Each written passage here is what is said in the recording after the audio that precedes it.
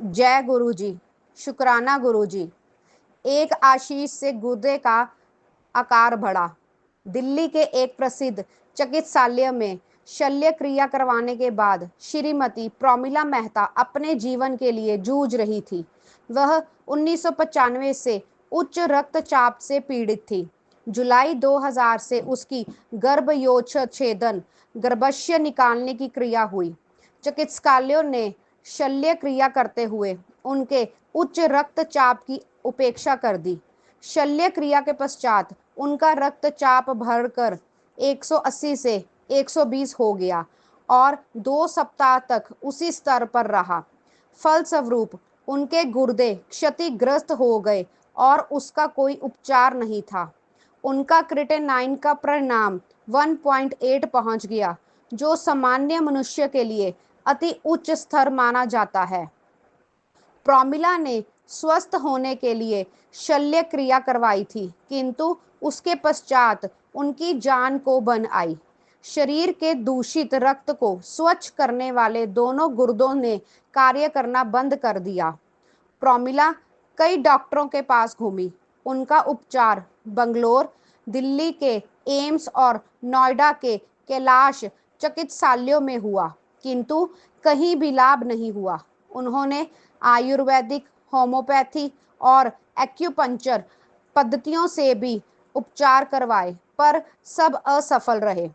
चिकित्सालयों चिकित्सकों डॉक्टरों ने कहा कि गुर्दों का प्रत्यारोपण ही अंतिम समाधान है। समस्या गंभीर होने के 5 वर्ष उपरांत उनकी एक सहकर्मी ने गुरुजी के बारे में बताया। उन्हें अप्रैल 2004 में बताया गया कि गुरुजी के दर्शन का अवसर 21 जुलाई 2004 को ही मिला। गुरुजी ने उनके आने के लिए संभवतः वही दिन निश्चित किया होगा। उस दिन गुरु पूर्णिमा थी। गुरुजी ने उन्हें एक ताम्र लोटा लाने को कहा, जिसे उन्होंने अभिमंत्रित किया। वह रोज उसका जल पीती थी। जुलाई 2005 से दिसंबर 2005 तक गुरुजी के दर्शन के लिए चारों दिन बृहस्पति से लेकर रविवार तक आती थी। उस लोटे का जल ग्रहण करने के कुछ दिन उपरांत ही उन्होंने देखा कि उनकी त्वचा, जो वृद्धों जैसे दिखने लगी थी, विशेषकर गर्दन के आसपास में सुधार आने लगा। एक दिन जब वह गुरुजी के पास बैठी थी, उन्होंने गुरुजी से कहा कि उनके शरीर में रक्त ही नहीं है और वह सदा दुखी रहती हैं। गुरुजी ये सुनकर मुस्कुराए, पर कुछ नहीं बोले। 13 दिसंबर को प्रातः 5 बजे वह अचानक उठी तो उन्हें अपनी नाक कुछ चिपचिपी सी लगी। उन्होंने बत्ती जलाए बिना ही अपनी नाक अपने रात्रि वस्त्र से पोंछ ली। थोड़ी देर के बाद उन्हें लगा कि वह फिर बह रही है। उन्होंने बत्ती जलाई और अपनी नाक से रक्त बहते हुए देखकर बहुत हैरानीजनक प्रकट की। एक रुमाल शीघ्र ही रक्त से भर गया। उन्होंने अपने पुत्र को जगाया और वह दोनों कैलाश अस्पताल भागे। डॉक्टरों ने रक्त रोकने का भरसक प्रयत्न किया, किंतु उनके ना रुकने के कारण उन्हें प्रविष्ट कर दिया गया। प्रातः 6:30 प्रोमिला ने अपने पति को फोन किया, जो उस समय बंगलौर में थे, और उनको तुरंत आने के लिए कहा। अस्पताल में रहते हुए उनके पास गुरुजी का चित्र था। पता लगा कि रक्त बहने का कारण गुर्दों का सही रूप से कार्य ना कर पाना था। समस्या के उपचार के लिए उनका 4 दिन में 3 बार डायलिसिस किया गया। साथ ही 3 रक्त की बोतलें और 2 प्लाज्मा की बोतलें भी चढ़ाई गई। उनकी त्वचा का रंग पीले से लाल हो गया, जिसके लिए उन्होंने कुछ दिन पहले गुरुजी से विनती करी थी। यदि आप गुरुजी से कुछ भी मांगेंगे और वह आपके भले के लिए होगा, तो वह आपके मिल जाएगा। एक सप्ताह में वह अस्पताल से बाहर निकलकर गुरुजी के पास आई। गुरुजी ने उनको बताया कि उनके दोनों गुर्दे सही हैं और उन्हें नव जीवन मिला है। वह गुरुजी के दर्शन के लिए आती रही और उनके आशीष का अभिन्न अंग लंगर भी करती रही। गुरुजी के लंगर में स्वादिष्ट सब्जियां, चटनी, अचार, मिठाई इत्यादि होते हैं, जिनका चिकित्सक निषेध करते हैं, पर श्रीमती प्रोमिला उस भोजन को शीघ्रता ही पचा पाती थी और उनका पूरा सप्ताह सुखपूर्वक बीत जाता था। फरवरी 2006 में वह फिर रुग्ण हो गई और उन्हें कैलाश अस्पताल में 3 बार डायलिसिस करवाने पड़े। उन्हें अखिल भारतीय आयुर्विज्ञान संस्थान में वृक्क रोग विशेषज्ञ से मिलने का समय मिल गया तो उन्होंने पराध्वलिक चित्रण करवाने का परामर्श दिया।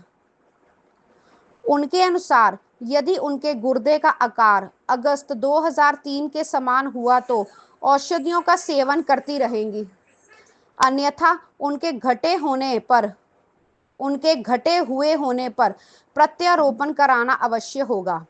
श्रीमती मेहता ने एक स्थानीय प्रयोगशाला से परीक्षण करवाया तो गुर्दों का आकार कम निकला। उन्होंने गुरुजी के पास आकर उनके आशीष की कामना करी, ये जानते हुए भी कि डॉक्टरों ने अब प्रत्यारोपण भी अंतिम उपचार सुझाया है। गुरुजी ने उन्हें पूर्ण आशीर्वाद दिया।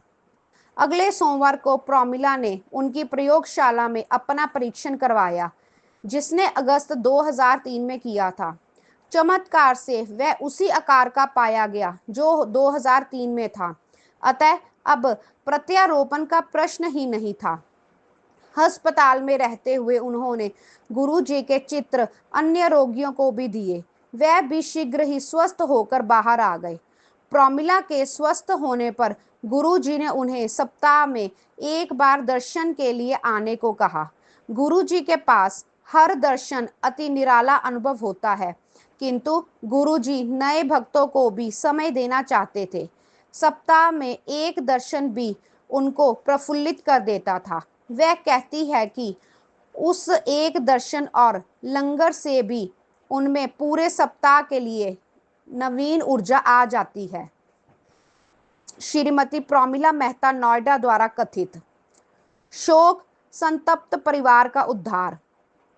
मेरी पत्नी के एक संबंधी जो पंजाब के कपूरथला जनपद में स्थित सिद्धवान दोना ग्राम में रहते हैं, के घर पर 2 पुत्रियों के पश्चात जुड़वा पुत्र उत्पन्न हुए थे, पर 4-5 दिनों के बाद ही दोनों की मृत्यु हो गई। परिवार दुख में डूब गया, मां शोक ग्रसित हो गई और परिवार का व्यवसाय भी डूबने लगा। एक दिन पिता ने मुझसे फोन पर बात करी तो मैंने उन्हें गुरुजी के दर्शन करने के लिए कहा। सत्संग सुनकर उनके मन में गुरुजी के आशीर्वाद की कामना जागृत हुई। पिता को बहुत अच्छे दर्शन हुए होंगे। एम्पायर स्टेट से निकलने के पश्चात वह अति आशावान थे।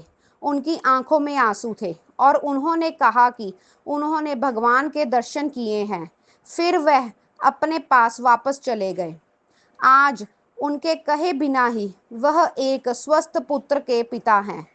जब वह अगली बार आए तो गुरुजी ने उनको ये कहकर जाने के लिए कहा कि उनकी मनोकामना पूर्ण हो गई थी। गुरुजी की ऐसी कृपा है, उन्होंने परिवार को ना केवल एक पुत्र दिया, उनके शोक अवस्था से भी बाहर निकाल दिया। आशीष की कोई सीमा नहीं होती। एक शब्द के अनुसार कृपा वृष्टि सब पर होती है, परंतु केवल नर्म प्रकृति वाले उसे ग्रहण कर पाते हैं। जैसे ऊंचे पर्वतों से जल बहकर नीचे घाटियों में आ जाता है और वहीं वह ठहर जाता है। जय गुरुजी, शुक्राना गुरुजी। ओम नमः शिवाय। जय गुरुजी, शुक्राना गुरुजी। प्रदीप सूद, कपूरथला। कृपालु गुरुजी का आश्रम। 20 वर्ष पूर्व जब मैं आगरा स्थित वायुसेना छावनी में विमान चालक था, मेरे वार्षिक चिकित्सा परीक्षणों में चिकित्सकों को मेरे ईसीजी में कुछ प्रतिकूल लक्षण मिले। मेरी बहन के पति ब्रिगेडियर दत्ता उस समय जलंधर में कार्यरत थे। वह अपने परिवार सहित गुरुजी के पास जाया करते थे। मेरी बहन ने गुरुजी के मेरे बहन ने गुरुजी के दर्शन करने का आग्रह किया। दर्शन के पश्चात गुरुजी मुझे एक कमरे में ले गए और मेरे हृदय पर एक चम्मच रखकर बोले, तेरा कल्याण हो। जब मैं आगरा लौटा तो पुनः मेरा ईसीजी लिया गया। गुरुजी की कृपा से सब सामान्य आया। अगले दिन मेरी पत्नी जालंधर जा रही थी। मैंने उसे गुरुजी के दर्शन करने के लिए कहा तो उसने अनिच्छा व्यक्त की। जब वह गुरुजी से मिली तो उन्होंने उसे कहा कि आगरा में तो वह उनके पास नहीं आना चाह रही थी। वह आश्चर्यचकित थी। जब वह उनसे चलने की आज्ञा ले रही थी तो उन्होंने कहा कि जम्मू से वह फिर उनके दर्शन के लिए आएंगी। मेरी पत्नी ने कहा कि आगरा लौटने से पूर्व वह जालंधर होकर जाएगी। जब मेरी पत्नी जम्मू पहुंची तो उसने अपनी मां को हर्पिस, एक त्वचा रोग से पीड़ित पाया जिसका कोई उपचार नहीं है। उसने अपने पिता माता को गुरुजी के बारे में बताया था। उसके पिता ने आग्रह किया कि वह अपनी मां को लेकर गुरुजी के पास जालंधर जाए। अगले दिन मेरी पत्नी पुनः गुरुजी के चरणों में थी। जैसे उन्होंने कहा था, गुरुजी ने मेरी सास को अपरा आशीष दिया और कुछ ही दिनों में वह पुनः स्वस्थ हो गई। वायुसेना में आने के कारण मैं अनेक स्थानों पर रहा और अगले 20 वर्षों तक गुरुजी के दर्शन नहीं कर पाया, लेकिन हमारे हृदय में गुरुजी के प्रति सदा आस्था बनी रही। अगस्त 2005 में चिकित्सकों ने बताया कि मेरी पत्नी के दोनों गुर्दे शीघ्र ही काम करना बंद कर देंगे। हमें समझ नहीं आ रहा था कि क्या करें। किसी ने बताया कि गुरुजी अब दिल्ली में हैं। हम में आशा जागृत हुई कि उनकी कृपा से सब ठीक हो जाएगा। अतः 20 वर्षों के पश्चात जब हम गुरुजी के पास पहुँचे तो उन्होंने मुझे मेरे नाम से संबोधित किया। मैं अचंभित था। उन्होंने कहा कि उनको मेरी पत्नी की स्थिति का ज्ञान है और ताम्र लौटा लेना के लिए कहा। अगले दिन जब हम लौटा लेकर पहुँचे तो उन्होंने मेरी पत्नी को आशीर्वाद देते हुए कहा, तेरा कल्याण हो गया। उस दिन से वह स्वस्थ हो रही है। अगस्त 2004 में उसका क्रिटेनिन की मात्रा 7.3 थी, जो देह मास में घटकर 5.1 रह गई। हमें पता है कि यह गुरुजी की कृपा से संभव हो रहा है। मुझे विश्वास है कि हमें सदा उनका आशीर्वाद मिलता रहेगा। Wing commander B Lakhanpal, Agra. गुरुजी के शब्दों से 12 वर्षों के कष्टों से मुक्ति। 1996 में डुगरी ग्राम, गुरुजी का पैतृक स्थान, केशरी बख्शी सिंह गुरुजी की शरण में आए। उनकी पुत्री का एक कान का पर्दा पिछले 12 वर्ष से क्षतिग्रस्त था। उसे ज्वर के अतिरिक्त गले में खारिश रहती थी और कान से पस भी बहता था। चिकित्सकों के, पंडितों, ज्योतिषियों, बाबा और संतों सब मार्ग अपना कर देख लिए थे, पर असफलता ही हाथ लगी थी। अंततः बख्शी ने गुरुजी से विनती करने का विचार बनाया। गुरुजी उन दिनों पंचकुला में थे। जब बख्शीश अपनी बेटी के साथ वहां पहुंचे तो गुरुजी ध्यान में बैठे थे। एक सेवक ने जब गुरुजी को उनके आगमन का समाचार दिया तो गुरुजी ने उनको अगले सप्ताह आने का निर्देश दिया। बख्शीश निराश अवश्य हुए क्योंकि उन्हें वहां तक पहुंचने में 4 घंटे लगे थे, पर वह अगले सप्ताह 6 बजे आने का विचार बना कर लौट गए। अगले सप्ताह जब बख्शीश पहुंचे तो गुरुजी ने उनके आने का कारण पूछा। बख्शीश ने अपनी बेटी की समस्या बताकर गुरुजी से उनकी कृपा के लिए प्रार्थना करी। गुरुजी ने प्रश्न किया कि वह कौन सी कक्षा में पढ़ रही है। व्यथित पिता ने उत्तर दिया कि वह 8वीं कक्षा में है। गुरुजी मुस्कुराकर बोले, कल्याण हो गया, जा ऐश कर। बख्शीश को यह साधारण पर अति शक्तिशाली वचन अस्पष्ट लगे तो वह खड़े रहे। गुरुजी ने पूछा कि क्या उनको कुछ और चाहिए। बख्शीश के यह पहले दर्शन थे। पिता ने हाथ जोड़कर गुरुजी से उनकी बेटी को लंबे समय से चले आ रहे कष्टों से रोग निवृत्त के करने की बात दोहराई। गुरुजी के निर्देशानुसार वह संगत में बैठे और उन्होंने प्रसाद और लंगर भी ग्रहण किया। फिर गुरुजी के आदेशानुसार उनको डुगरी जाने वाली अंतिम बस में बिठा दिया गया। अब बख्शीश परिवार ने हर सप्ताह के अंत में गुरुजी के दर्शन के लिए आना आरंभ कर दिया। उनका बस किराए का एक व्यय चिकित्सक से कम नहीं था।